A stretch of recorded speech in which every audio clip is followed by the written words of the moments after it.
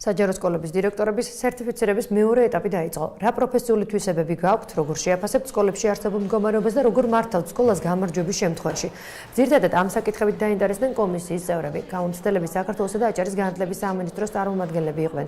აჭარაში გასაუბრება დირექტორობის 20 კანდიდატმა გაიარა. პირველი ეტაპით ტესტირება იყო, გამარჯვებულები სერტიფიკატებს მიიღებენ და შემდეგ მათთვის სასურველ სკოლაში დარეგისტრირდებიან, სადაც საუკეთესოს სამეურვეო საბჭოში არჩევს.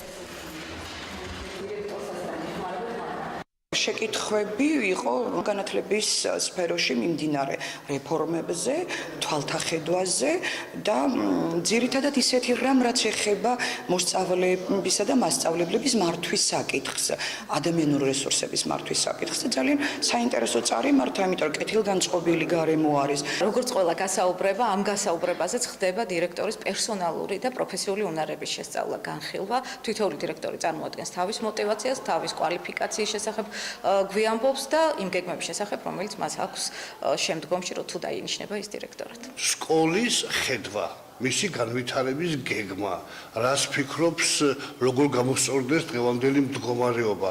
ანუ ის საჭიროებულო კითხვები და ყველას ერთი და იგივე კითხვა ესმება, ყველა აპლიკანტს, იმიტომ რომ ყველა იყოს თანაბარ პირობებში.